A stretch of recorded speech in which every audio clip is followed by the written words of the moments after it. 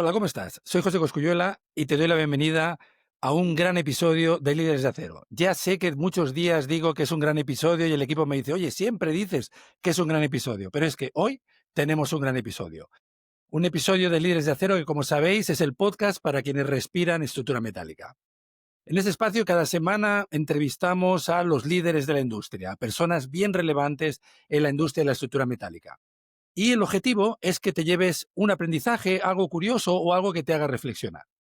Porque como sabemos, detrás de cada obra, de cada viga, de cada estructura, hay gente que piensa, que está dándole siempre a la industria algo más para que todo funcione mejor. Pero antes de comenzar, te invito a que actives las notificaciones para que nos puedas seguir y nos apoyes en el camino. Así que comenzamos. Hoy el tema es de fabricar estructuras metálicas a ser un constructor integral. Hoy vamos a saber cómo una empresa especializada en estructuras metálicas logró convertirse en una constructora integral, con presencia en múltiples sectores. Escucharéis de fondo que mi invitado tiene el sonido que tiene que tener un taller de estructuras metálicas. Ahí escucharéis la sierra, escucharéis el sonido del impacto del metal.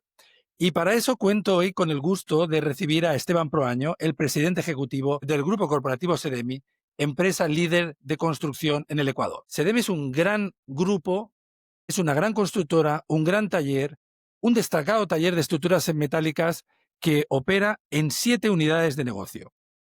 Esteban, por su parte, es ingeniero, tiene un MBA por INCAE y su mirada yo creo que nos combina perfectamente gestión estratégica, experiencia técnica y una profundísima pasión por la estructura metálica. Por eso queremos conocer su historia, sus aprendizajes y ojalá podamos incorporar lecciones aprendidas que nos pueda transmitir. Esteban, bienvenido a Líderes de Acero. Un placer tenerte con nosotros. ¿Cómo estás? Hola, hola José, muy buenos días. Aquí un placer poder conversar contigo. Tenemos muchas cosas en común. Creo que el acero es uno de ellos. Y aquí presto a conversar contigo, a ver cómo nos va en esta bonita conversación. Muchas gracias, muchísimas gracias. Mira, para arrancar, Mm. a mí me gustaría ir un poco al comienzo de la historia, al comienzo de la historia tanto de Sedemi como de tu historia profesional. Según tengo entendido, tú formas parte de la segunda generación, ¿verdad?, de Sedemi. Nos podrías contar cómo fueron los inicios de Sedemi? ¿Qué lleva a don Rafael Proaño a fundar en 1977 ese primer taller de mantenimiento industrial? ¿Cómo fue? Bueno, realmente la historia de Sedemi yo creo que es muy bonita, una historia de decisiones, de sueños, de decisiones y de trabajo duro. Eso es la historia de Sedemi. Y efectivamente lo empieza mi papá, un trabajador de una fábrica de cigarrillos de aquí nosotros somos de acá de Sangolquí, un cantón de aquí del Ecuador. Él siempre nos ha contado de que desde que él era muy chico, él tenía un sueño y su sueño era tener su propio taller. Él hablaba en esa época de tener un taller. Y ahí también como anécdota se tiene de que él tenía un abuelito. El abuelito era el jefe de taller de la fábrica de cigarrillos. O sea, él era un mecánico y él soñaba con ser igual a su abuelito, el mejor mecánico de Sangolquí. Eso es lo que él cuenta. Él siempre tenía esa idea y ese sueño lo llevó a conseguirlo cuando él tenía 30 años, en el que compró una maquinaria vieja de la fábrica. Y luego de muchos años él empezó a trabajar muy temprano en la fábrica. A partir de los 15 años él trabajaba ya en la fábrica de cigarrillos. Y luego de 15 años de trabajo, a los 30 años, él decide comprar esa maquinaria vieja y formar su taller, que era su sueño, un taller con unos tornos viejos, unas sierras, eso era su taller. Pero desde que él formó ese taller en 1977, él aquí en el Ecuador, aquí en Sangolquiza, todos se ponían el taller Proaño, el taller, el apellido del dueño. Pero él Claro, desde que formó su empresa, él pensó, y aunque ustedes no lo crean, desde esa, él puso Sedemi. mira, Hoy por hoy, Sedemi es una marca bien reconocida en el país. pero el significado de SEDEMI en ese tiempo fue servicios de mecánica industrial. Entonces mi papá desde muy temprano, de la formación de la empresa, él estaba enfocado en el servicio, que es la parte fundamental de nuestra cultura, digamos, como empresa. Es una empresa familiar, 100% familiar. Mi papá, él nos formó, somos tres hermanos, y yo soy el mayor, Ujú, y desde que éramos muy pequeños, él nos enfocaba, nos orientaba a que tenemos que llegar a tener una profesión. Él decía, Esteban, tú tienes que ser el ingeniero mecánico, Santiago, tú ingeniero eléctrico, Alexandra, tú tienes que ser la contadora de nuestra empresa. Eso nos tenía desde muy chiquitos. Y efectivamente, nosotros empezamos a ayudar en el taller desde muy temprana edad y siempre con el compromiso de ser buenos estudiantes. Yo estudié aquí en la Escuela Politécnica Nacional, es ujú, la ujú. mejor universidad de aquí del Ecuador en la parte técnica, siempre con esa responsabilidad de De honrar un poco la visión de tu papá, ¿eh? exactamente. Entonces, mi responsabilidad era sacar buenas notas, eso era el tema y formarme como ingeniero mecánico. Ahí la anécdota era de que en algún momento uno que siempre ha sido competitivo, el momento de decidir la profesión, en ese momento salió las profesiones de sistemas, era lo nuevo, entonces estaba tentado a seguirlo, esto nuevo, ¿no? Pero siempre ya creo que más tenía metido el ADN de mi papá que el rato de ir a coger la profesión, ya estaba la ingeniería mecánica ya metida en mi cerebro. Qué bueno. Pero una Entonces, persona con mucha visión, ¿eh? Con mucha visión, mucho propósito y con mucho acierto, porque de hecho la siguiente generación sigue bastante fielmente lo que él tenía en mente. exactamente, eso yo creo que ha sido el tema fundamental que él desde muy pequeño nos formó con esa visión. Y por eso te digo que aquí por aquí tenía, me van a traer, él escribió un librito, pues, de él, es un librito muy personal. Y ese libro se llama justamente Sueños, Decisiones y Trabajo Duro. Ese es el título del libro de mi papá. Y la parte del sueño es lo fundamental, porque yo creo que a nivel de las empresas, como somos empresarios y todo, lo principal es tener una visión a dónde querer llegar. Y eso él, él lo tenía como que bien claro. Bueno, yo Entonces, creo que tenemos bueno, el primer dato, ¿eh? A mí me gusta decir que van saliendo datos de acero y es el primer dato, tener una visión, un propósito, un sueño e ir para allá.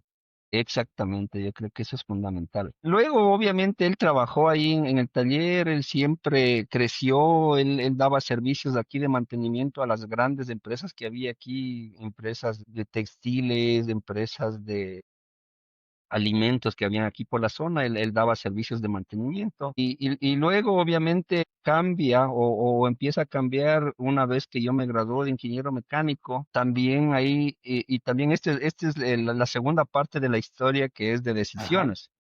Porque una vez que uno tiene el título y todo, tiene las dos opciones, o buscar un trabajo en una empresa diferente aparte a eso, o quedarte a trabajar en el taller, porque era un taller, o sea, mi papá tenía cinco obreros, claro. cinco empleados, entonces uno de ingeniero mecánico dice, capaz que me va mejor en una empresa multinacional, en una empresa. Entonces, ahí fue la siguiente gran decisión de quedarme a trabajar ahí Claro. en el taller, o sea, con esa visión de llevarle a algo mucho más grande. Oye, mira, Entonces, ese era el punto que quería tratar contigo. ¿Cómo ingresas en el negocio familiar y me dices eso, que tenías la duda, salgo fuera, una multinacional? ¿Y qué es lo que te hace decidirte para decir, voy a ayudar, voy a impulsar el negocio que inició mi papá? bueno, yo creo que ese ADN que nos inculcó mi papá desde pequeños, creo que es lo que más llevaba, digamos, ahí el tema de ese compromiso de que siempre teníamos en la mente el tema de ser algo grandes en el tema de las estructuras. En ese tiempo todavía no eran estructuras metálicas, pero era de la mecánica, digamos, que nosotros Claro, teníamos. Ese fue claro. la decisión que yo decía, si mi papi ya hizo esto, yo no puedo desperdiciar lo que él trabajó, lo que Ujú. más bien aprovechar todo lo que uno se ha aprendido, la profesión y todo el tema, a hacer algo más grande. Eso creo que fue la principal motivación. Oye, y si Eh, me permites, sí. tu papá tiene que sentirse inmensamente feliz, porque lo que es Sedemi, yo tengo el placer de haberlo visitado desde 2008 y cada vez que lo veo me sorprende, pero entonces la mirada de tu papá, ese sueño inicial, debe sentirse, vamos, feliz, dichoso, vamos, debe estar lleno de Claro. gozo, entiendo. Él en estos tiempos dice, yo soñaba tener mi empresa, pero nunca pensé tener lo que ustedes han generado, o sea, lo que tenemos Qué hoy. O bonito, sea, eso es un poco, se qué siente muy bonito. orgulloso realmente de todo lo que se ha logrado. Y como Entonces, hijo también, eso es totalmente impagable. Como hijo, escuchar eso de tu papá, me imagino claro, que claro, es sumamente motivador y es la base de la unión de aquí de la familia para seguir trabajando en equipo como lo hacemos ahora, ¿no? Importante también ahí yo creo que, digamos, como estamos aquí en un conversatorio, mucha gente escuchará esto. Yo creo que el tema fundamental también de mi papá es esa transición que él supo dar de lo que él era la primera a la segunda generación porque mucha gente a veces se aferra al poder, se aferra a manejar el dinero. Y en ese aspecto, apenas yo salí de ingeniero sin mucha experiencia, él me entregó toda la autoridad de manejar la empresa, ¿no? O sea, él sabía que tenía sus limitaciones. Él es un maestro mecánico graduado de un colegio técnico, más no ujú, ingeniero ni nada por el estilo. Entonces él supo hacer esa transición, digamos, de entregar la responsabilidad total a alguien que supuestamente o que realmente era que estaba más preparado que él. Eso mucha gente no lo hace y es otro de los hitos importantes en SEDEN y es el traspaso de mando muy tempranamente, en este caso de su autoridad, a entregarme la responsabilidad de manejar la empresa en este caso. Ahí tremendo dato, ¿eh? como anécdotas es bien interesante porque él era bien vendedor, ¿no? Él tenía mucha gente que tenía dinero, venía a arreglar las máquinas y todo ese tema. Él siempre decía, vea, mi hijo el ingeniero lo puede todo. O sea, él ahora ya puede hacer y todo me ponía a mí a hacer los cálculos, a hacer las cosas. O sea, yo sin experiencia y sin, o sea, me tocaba Bien. hacer porque me tocaba hacer.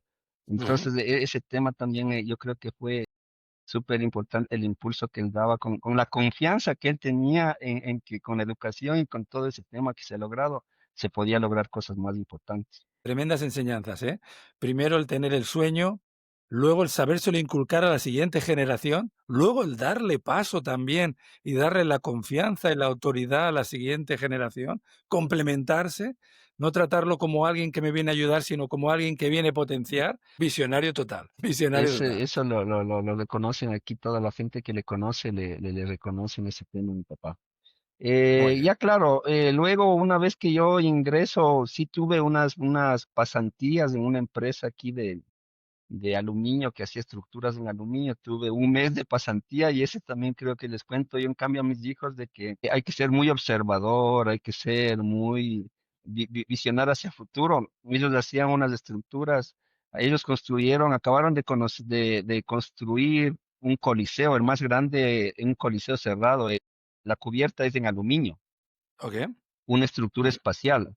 Estamos ujú. hablando del año 93, del año son más de 30 años en el que ellos ya hicieron un diseño, un tema, tenían algo en tres dimensiones en esa época, yo vi cómo era y dije, este es el futuro de Sedem, o sea, las estructuras, la tecnología, entonces, esa pasantía me ayudó en cambio a mí a visionar hacia dónde dirigirme a mí como empresa, o sea, dar el giro de un taller de un taller metalmecánico o de mantenimiento industrial a una fábrica de estructuras metálicas. Digamos, ahí empezamos, digamos, obviamente también mi papá todavía seguía, digamos, obviamente él siempre, desde esa época hasta ahora, porque él tiene hoy 81 años, va a cumplir y él sigue viniendo acá a la planta a apoyar en la parte operativa.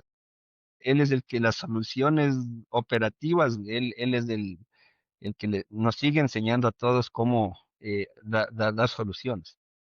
Entonces ahí empezó el tema del cambio del taller de mantenimiento a un Estructura. pequeño taller de estructuras metálicas. Y claro, Muy bien.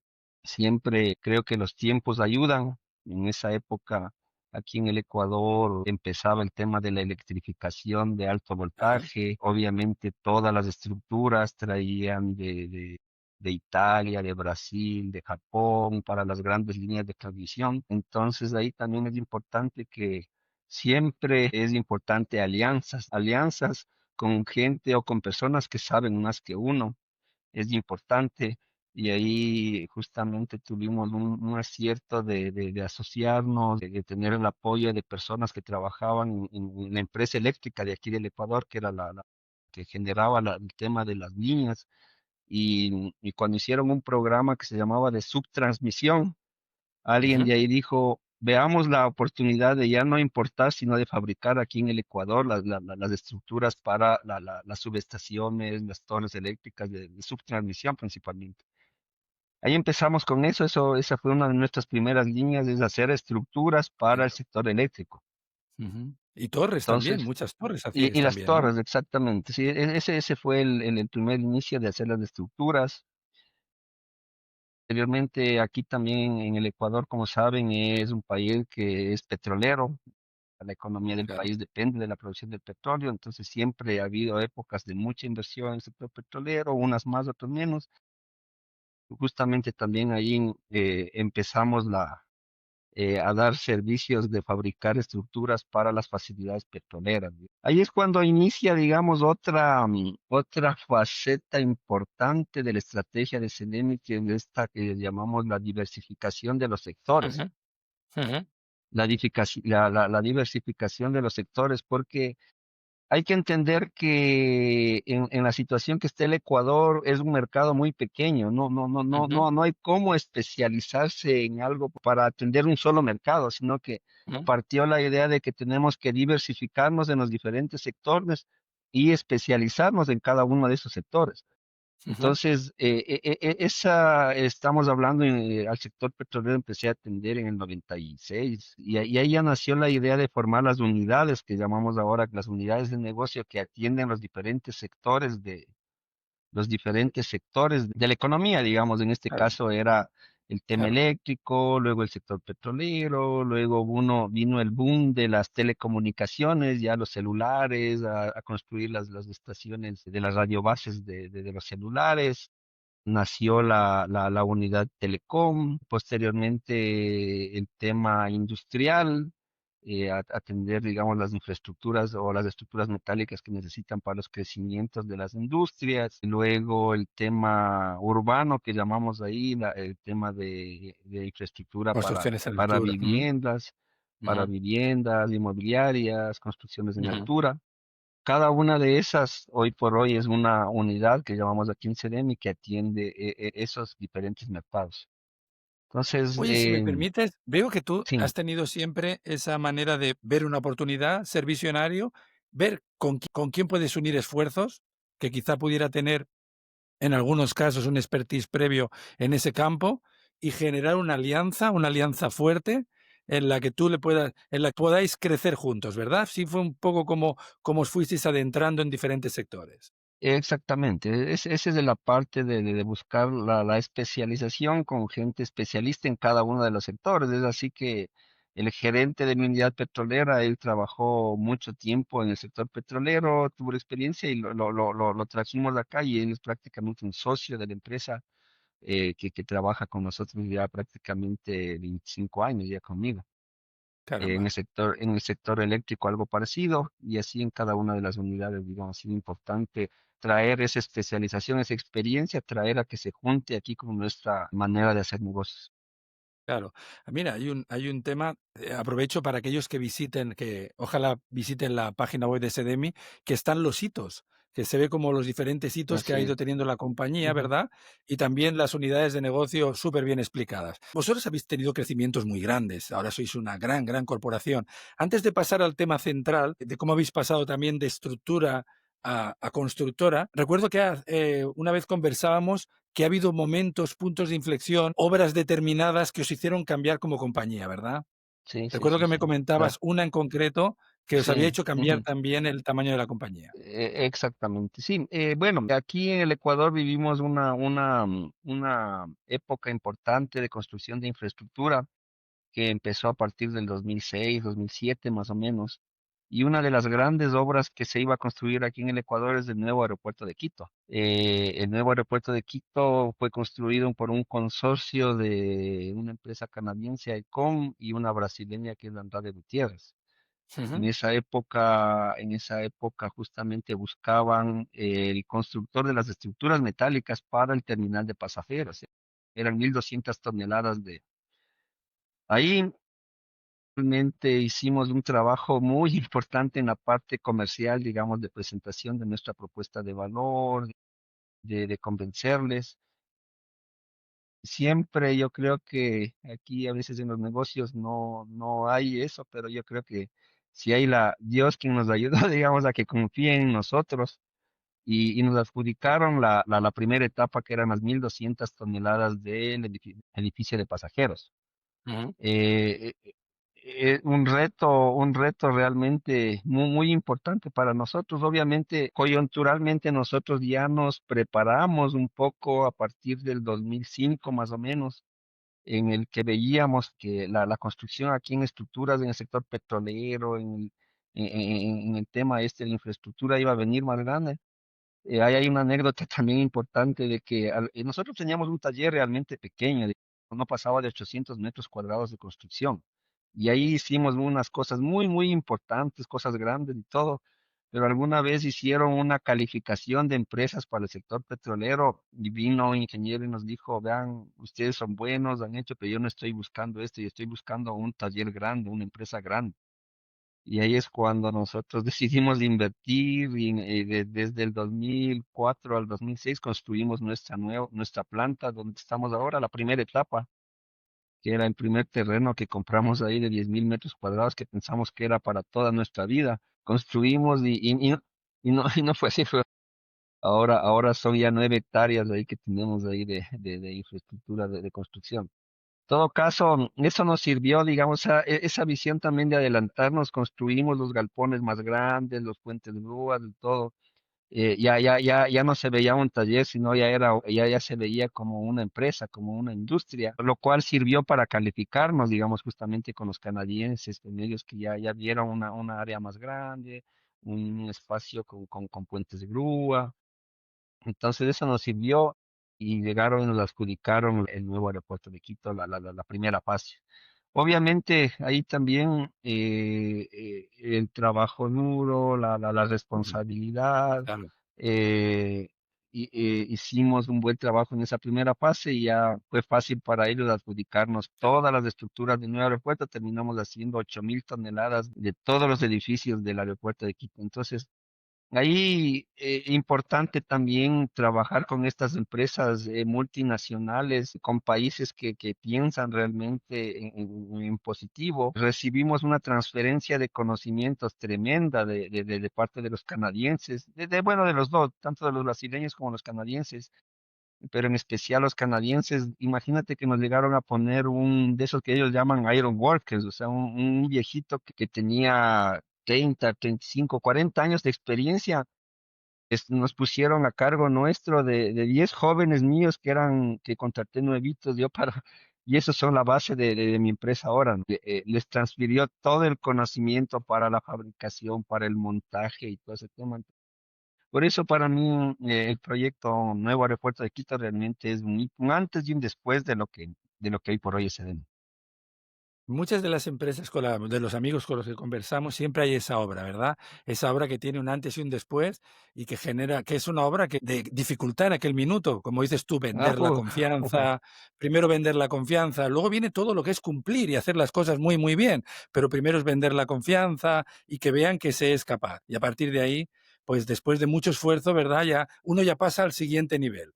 De hecho, eh, por eso queríamos eh, eh, conocer la historia del sí, aeropuerto. sí, Muy bien. del aeropuerto de Quito, sí, esa sí es una obra muy imponente realmente ahí lo que logramos. Oye, mira, me hablabas de los 90.000 metros cuadrados, ¿verdad? De las 9 hectáreas y si nos puede, como nos están escuchando y viendo, seguro, muchos profesionales de la estructura metálica, ahora en la actualidad, esas, ¿cómo, si nos puedes comentar un poco vuestra actividad de estructura metálica específicamente antes de que pasemos al tema de la Claro, constructora? ¿Cómo es el claro. taller a día de hoy? Claro, justamente hoy por hoy dentro de nuestra propuesta de valor está nuestro mayor activo, que se puede decir es nuestro complejo industrial, que le llamamos justamente ahí, nuestro complejo industrial, en donde tenemos hoy por hoy plantas especializadas en los diferentes rubros de fabricación metalmecánica. Tenemos una línea importante para estructuras metálicas, tenemos un área independiente para lo que es calderería. Nosotros disponemos de la roladora más grande de aquí el país, podemos rolar hasta 100 milímetros de espesor, con robots ahí, digamos, para soldadura que son súper potentes, la soldadura diametral y longitudinal. Tenemos la certificación ASME en esa planta. Antes de la planta de calderería, como te conté, empecé en el sector eléctrico, en el sector telecomunicaciones, en el sector petrolero. En estas industrias, el acabado superficial para las estructuras es galvanizado en Claro. caliente. Entonces Ujú. yo siempre ocupaba los servicios de una empresa local de aquí como servicio de galvanizado, me daban los servicios. En el 2007 tomamos la decisión de poner nuestra propia planta de galvanizado en caliente. Entonces, ahí es cuando se va estructurando este modelo que para aquí el Ecuador es un servicio importante, donde tenemos la planta de estructura, la planta de calderería, la planta de galvanizado, la planta de las torres eléctricas, la línea de fabricación de torres, eh, obviamente viendo las necesidades de los diferentes proyectos. En todos los proyectos necesitan las bandejas portacables Claro. en todos los sectores, entonces instalamos una línea de bandejas portacables y soportería estructural. Es una línea que otras empresas tienen solo eso, nosotros tenemos esta línea que complementa, obviamente utilizando todas las potencialidades, porque en bandejas portacables hay de acero galvanizado, hay de aluminio y todo ese tema, entonces complementamos de esa línea también tenemos una línea para el piso industrial grating, que también es galvanizado. Claro. Esas son las diferentes líneas que hoy por hoy tenemos, que tenemos una capacidad de producción de 1.500 toneladas al mes, Ujú. obviamente soportadas hacia atrás por el departamento de ingeniería, que también es la base, que siempre yo digo, la ingeniería es las bases de las soluciones. Tras eso hay un departamento bien fuerte de Sí. cálculo en estructura metálica, en el tema de la calderería, como te digo nuevamente, somos certificados ASME. Para tener la certificación ASME Ujú. no es muy fácil, todos los temas de diseño, los temas de Correcto. fabricación. Entonces, eso es lo que hoy por hoy ahora en CDMI somos una de las líneas que tenemos fuertes, la parte de fabricación metalmecánica a través de estas diversas plantas que son especializadas en cada una de sus líneas. De hecho, tú haces como una integración primero vertical de estructura metálica, Sí, pero luego das otro paso, que es paso de lo que sería esta integración de estructuras metálicas con todas estas líneas de producción que antes te abastecías y ahora son parte de tu grupo, pero entonces das un salto muy grande para pasar de ser estructurista a contratista general. así es. ¿Cómo se te ocurre la idea? ¿Por qué? ¿Por qué ese cambio? Esa integración todavía mucho mayor. ¿Cómo Bueno, surge? aquí yo creo que hay dos temas importantes, creo yo. La primera y fundamental creo que es la confianza de los clientes. O sea, yo creo que eso es fundamental. El rato que tú haces bien tu trabajo, cliente siempre te va a decir, oye, ¿por qué no haces de esto más? Por qué no te metes a esto? Entonces ya viene el primer pedido, ¿no? O sea, eso te digo, o a veces también los clientes también cambian de la forma de contratar. El tema telecom, ahí empezamos justamente que antes solo suministrábamos las torres a Nokia, a las grandes integradoras que eran en ese momento, pero después ya dijeron, no, ahora queremos que nos den la radio base integral. Entonces ahí, obviamente, también la segunda fase importante que nosotros, y eso sí lo tenemos en la cultura de CDM, es no tenerle miedo a los retos. O sea, si alguien me pone un reto, y quizá alguna vez te de compartir algún video que tiene mi papá también, y él dice eso. O sea, yo nunca digo no puedo. Eso creo que también es la parte fundamental de este cambio. Entonces, el rato que las empresas empiezan también a cambiar su forma de contratar los proyectos, también nosotros como que tenemos que adaptarnos a eso si queremos vender estructura metálica, tengo que aprender a hacer todo el complemento.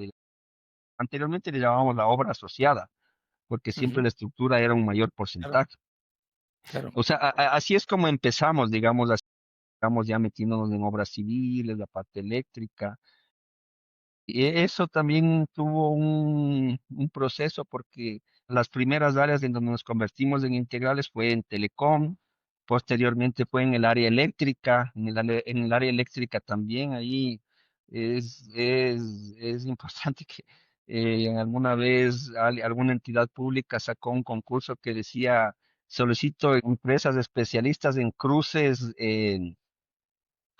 aéreos o subterráneos, o sea, querían hacer una línea de 1.100 metros de vano, y aquí en el país no había, fui a comprar las bases, y el ingeniero, el socio que teníamos, decía, no, ¿cómo va a ir a comprar si no podemos? Yo digo, sí, hicimos de poder.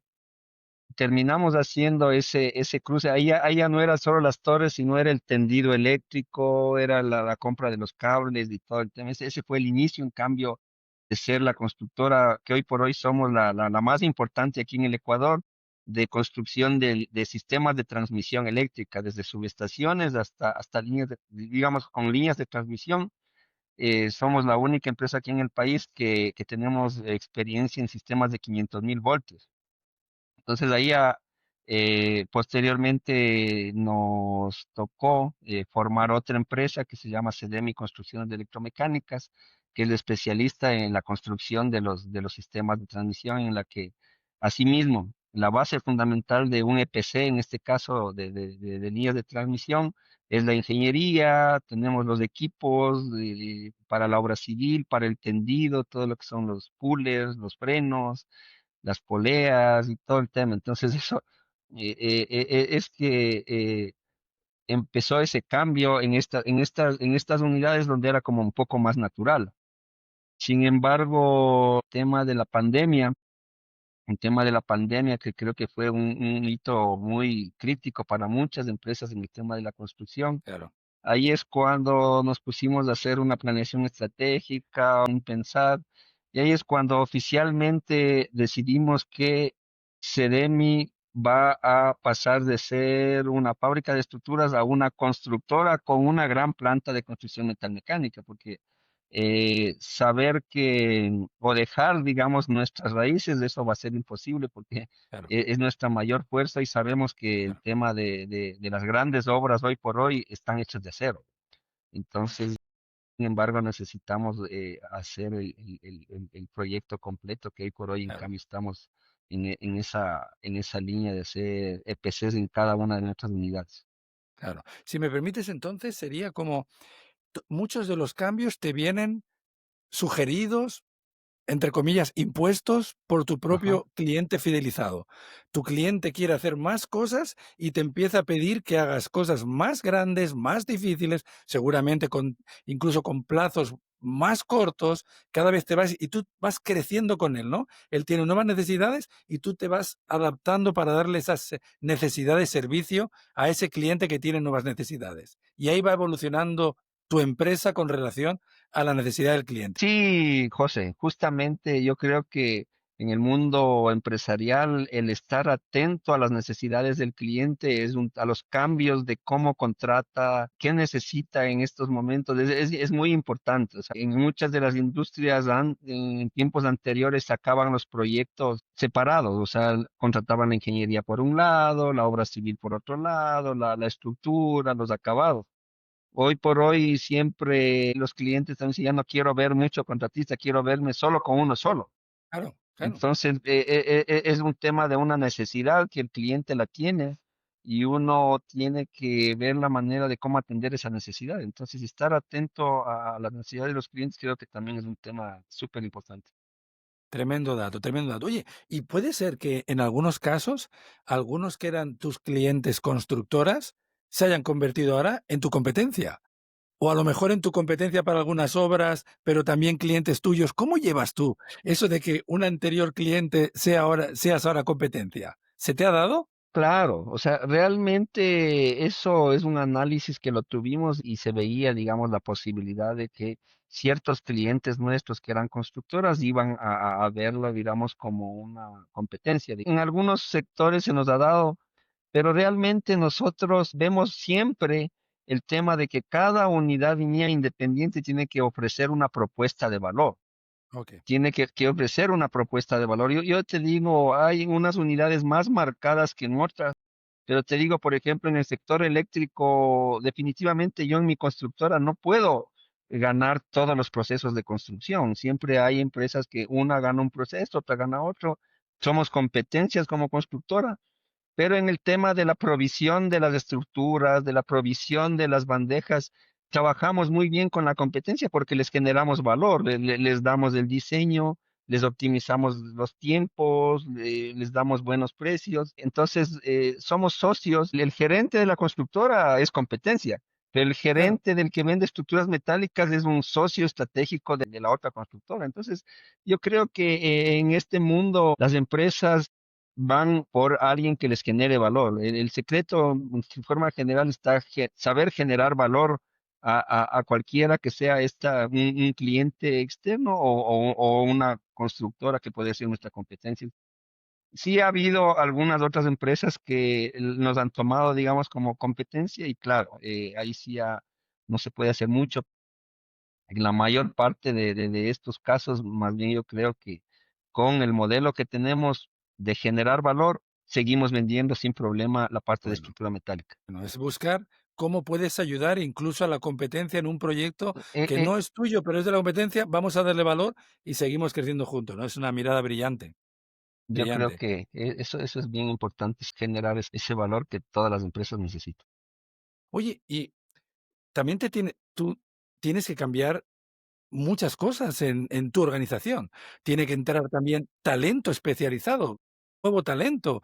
Eh, ¿Cómo es esa conversión a nivel talento?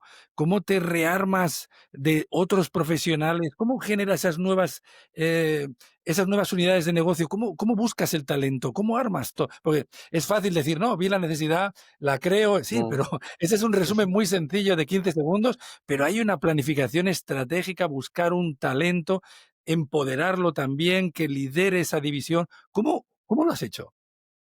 Yo creo que es importante, digamos, este trabajo bien hecho, que ya a mi cargo ya tengo más de 30 años.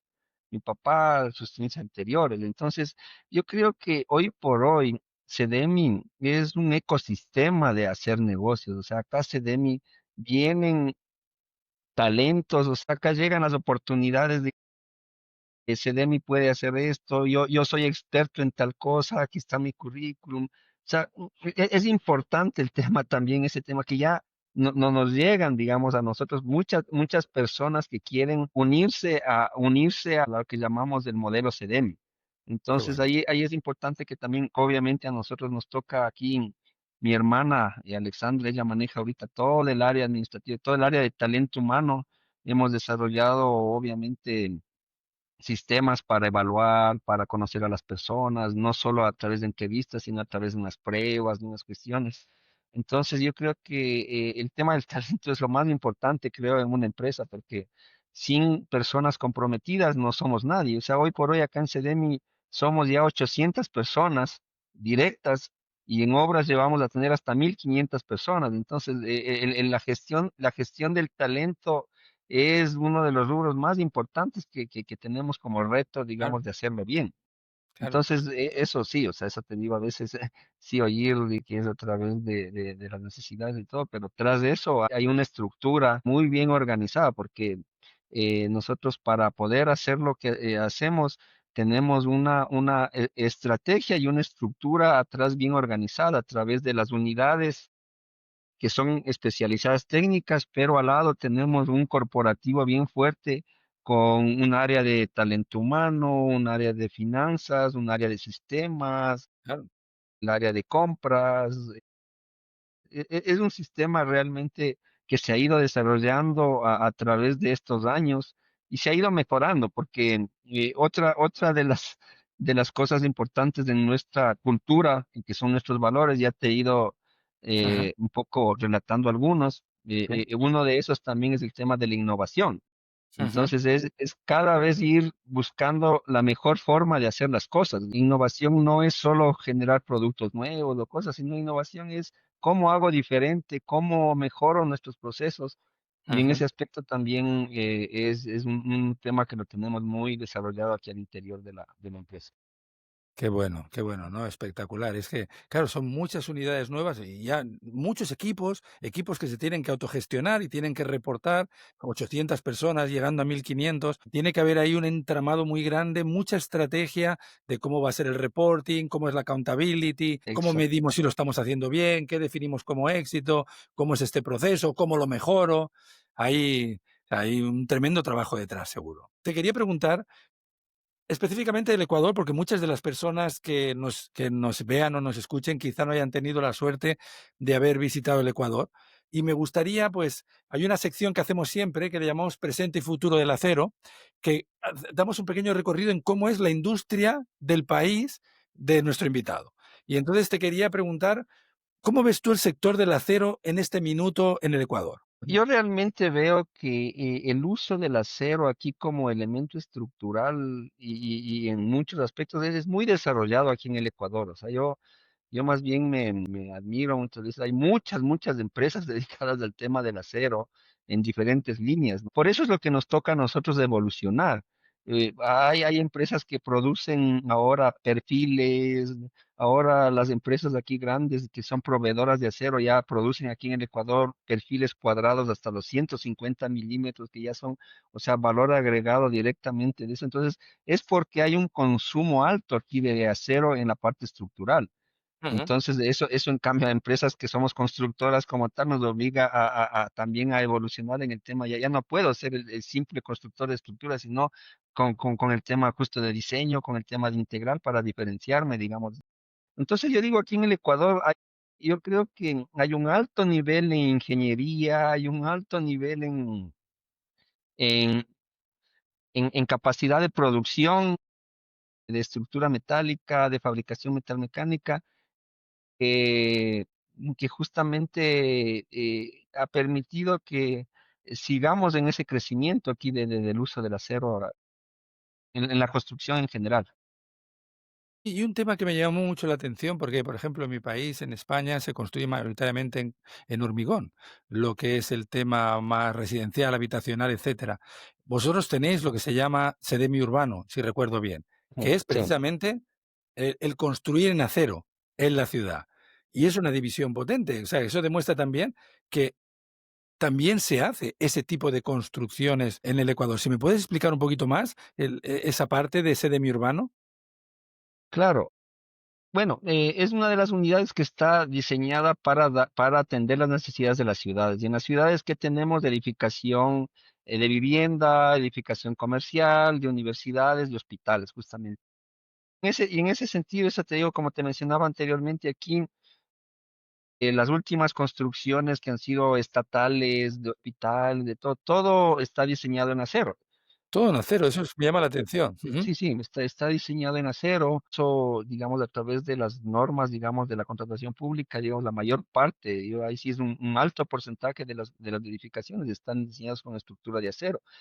En la parte inmobiliaria, ese sí es la eterna lucha entre el hormigón y el acero que están en todos los países, pero aquí creo que siempre se dan las condiciones, digamos, ahí, hoy por hoy los arquitectos ya, tú sabes, buscan las luces más grandes, formas especiales, algunos proyectos que ya tienen su financiamiento dado necesitan más rapidez, en algunos proyectos en Guayaquil, por ejemplo tema del peso del acero, que prácticamente es la mitad del Ujú. hormigón, permite unas Claro. cimentaciones más baratas. Entonces, la ingeniería que se ha ido desarrollando para el diseño en acero.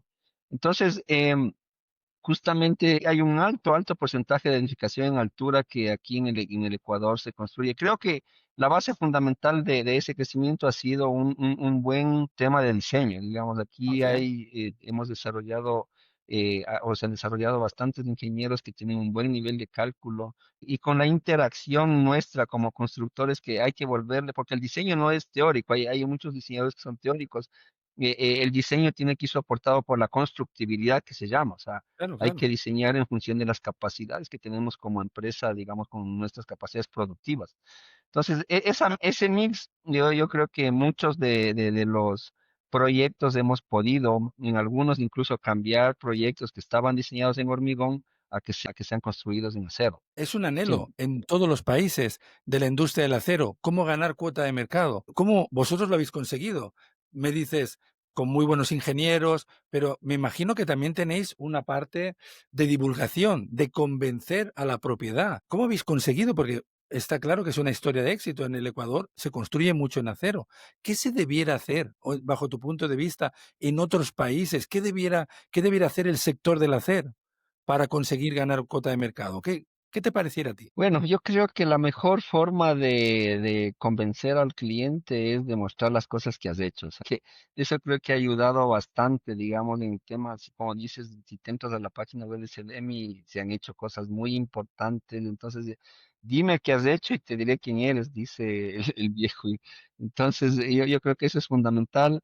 La otra parte es ser reales, digamos, la infraestructura que disponemos también aquí.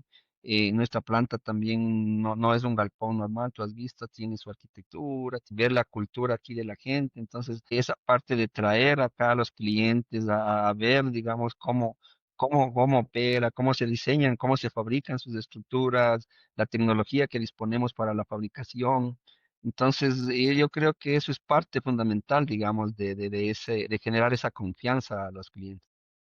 Es que me llama la atención porque muchas veces en congresos que te hablan de BIM, que te dicen, no, hay un modelo 3D del que a veces ni siquiera sacan, no siempre sacan los planos, cuando vosotros, los profesionales del acero, hace más de 20 años que hacéis una maqueta con exactitud milimétrica, que va a máquinas, que se prearma, y me explicó que quizás es lo que no sé, bajo mi punto de vista, pero lo quería compartir contigo, debiéramos divulgar más eso, ¿no? Que hace más de 20 años que la industria del acero está con unos estándares de calidad que muchas otras industrias intentan adoptar ahora. No sé si compartes esa opinión. O sea, exactamente, o sea, y eso dentro de nuestra propuesta de valor hoy que llamamos aquí en CDMI es la construcción 4.0. Ajá. Y la construcción 4.0 está justamente dado por esto, ¿no? Uso de la tecnología, el uso de la tecnología para el diseño, para el modelado, ahora el BIM, y hay mucha gente que lo usa aquí como una especie de moda. Hay que Ujú. saberlo utilizar esto más bien Claro. como una herramienta, es una herramienta fundamental que ayuda a tomar decisiones anteriores a que se construya. Eso es el tema de la digitalización, es muy importante en este tema. Luego, el tema de la fabricación industrializada, lo que llamamos, o sea, la mano de obra en una obra, construir en hormigón, es mucha gente en la obra, es una obra sucia que afecta al ambiente. Entonces, ahora también ya hay que ver el tema de sostenibilidad también. Entonces, el tema de Muy la bien. fabricación industrializada es justo eso, ¿no? Tener, fabricar piezas, fabricar cosas bajo un ambiente controlado, que es una industria Claro. y llevar a la obra solo a armar como un Lego con menos personas, más seguros.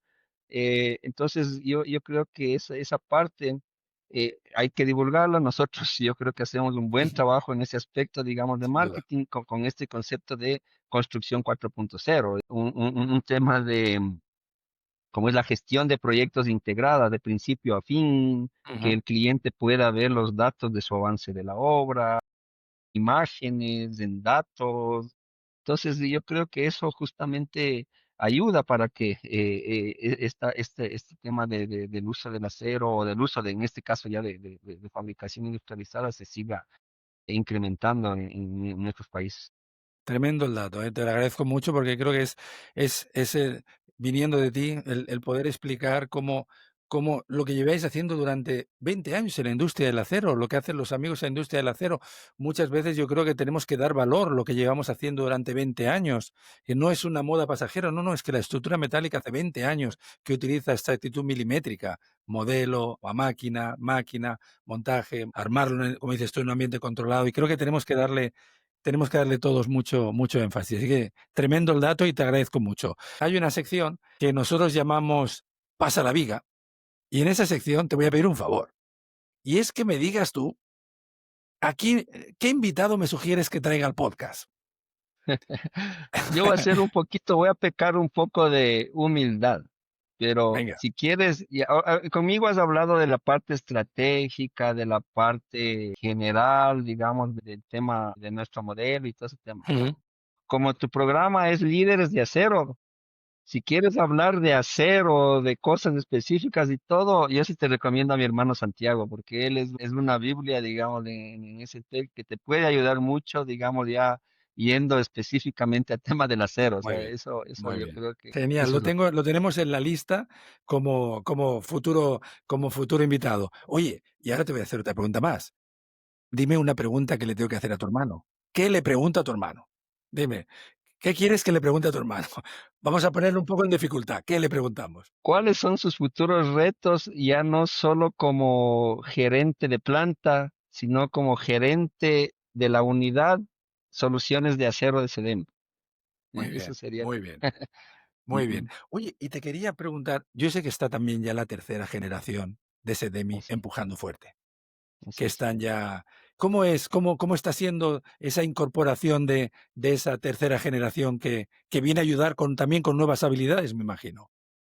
No, eso para nosotros es un reto, porque digamos, aquí en nuestros países sabemos que la mayor parte de empresas somos familiares Ujú, y ahí es un doble reto, porque nosotros como líderes de estas empresas tenemos que saber liderar la empresa como tal. Es una especie de un cono invertido, el cono típico de la empresa y un cono hacia arriba en cambio de la familia. Entonces, nosotros acá en CDMI sí lo llevamos las dos partes bien y uno de los aspectos importantes es ese ejemplo de mi papá que ha sido formarnos desde muy temprano a nuestros hijos. Hoy tengo ya dos nietos yo. ujú. Hace unas 3 semanas hice una publicación ahí en LinkedIn, 4 generaciones supervisando obras.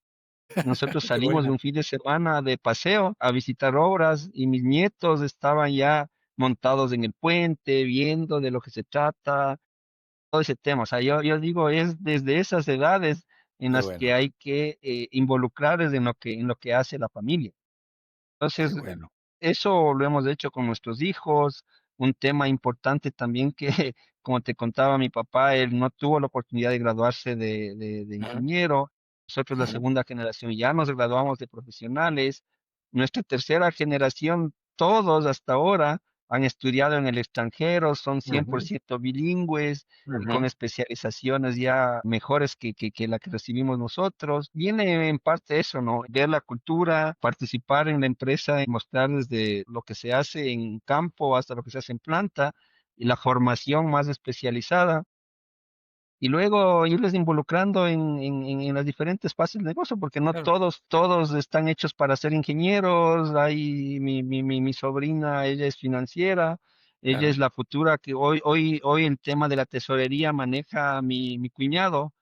Ajá, Ya la siguiente que manejará la tesorería es mi sobrina. Hay otra sobrina que tengo que ya está estudiando marketing y ujú. ella será la que maneje todas las estrategias de Qué bueno. marketing en el futuro. Ese es el tema, ese reto que a la final lo que es el tema de tener una visión clara de qué quieren como familia, porque no todas las familias tienen esa misma idea de que la familia trabaje en la empresa. Otras empresas, yo conozco un caso muy cercano ahí, Ujú, aquí localmente, que los hijos no quieren seguir ujú, la parte de la empresa. Entonces, ujú. a mi amigo le tocará ver otra forma de cómo hacer siguiendo crecer su empresa, digamos, no sé, pues profesionalizar, tal vez venderla, no sé. Entonces, en nuestro caso tenemos la misión clara de que sí, o sea, tenemos que seguir pasando generaciones. O sea, ahorita Claro. estamos en la segunda, estamos iniciando la tercera. Creo que vamos bien. Mi hijo Santiago, él es el primer nieto, él tiene 30 años, ya maneja proyectos, ya se involucra en un desarrollo de negocios. Estamos creo que avanzando bien en ese aspecto. Tremendo. Oye, dato buenísimo, buenísimo, de esa visión como familia, que arrancó tu papá y cómo se sigue evolucionando en esa visión de familia. La verdad que mis más sinceras felicitaciones por eso. Oye, si los oyentes o las personas que nos ven se quieren poner en contacto contigo, ¿cuál es la mejor manera de hacerlo? En mi LinkedIn creo que yo sí respondo a todo. Ahí estoy, me escriben, ahí cualquier cosa. O si no, con Cedemi ahí en la página web. Siempre Muy estoy bien. disponible. Muchísimas gracias, Esteban, por estar con nosotros. Ha sido un auténtico placer esta charla. Y a todos los que nos siguen, pues deciros que así llegamos al final de Líderes de Acero, ¿eh? De este podcast, como decimos siempre, para los que respiran estructura metálica. Quisiera agradecer a mi equipo, a Delphi, a Ana y a Nelson, por toda la edición. Si os gustó el contenido, ojalá que os podáis suscribir en vuestra plataforma habitual de podcast. Antes de cerrar, Esteban, te querría hacer una última pregunta. Ya llevas más de 30 años liderando tu empresa. Si te encontraras con el Esteban de hace 30 años, ¿qué ¿Qué consejo le consejo le darías? darías? Aquí, si no va a salir en el post, le daría aprende inglés. Yo te juro, yo no me da miedo, es decir, yo realmente el inglés es mi debilidad y yo estoy seguro de que si hubiera aprendido inglés, Cedemi hubiera sido el doble de lo que es ahora. Y por eso es lo que ahora mis nietos, mis, Mira, mis mira, hijos, todos son bilingües porque, o sea, eso creo todos que son es bien. algo infidencia ahí, pero no tengo miedo en decirlo realmente. Pues es un tremendo Sí. dato también, ¿eh? Yo creo que para todos los que nos ven y nos escuchan, porque para todos nos encontramos en el próximo episodio de Líderes de Acero. Hasta la próxima.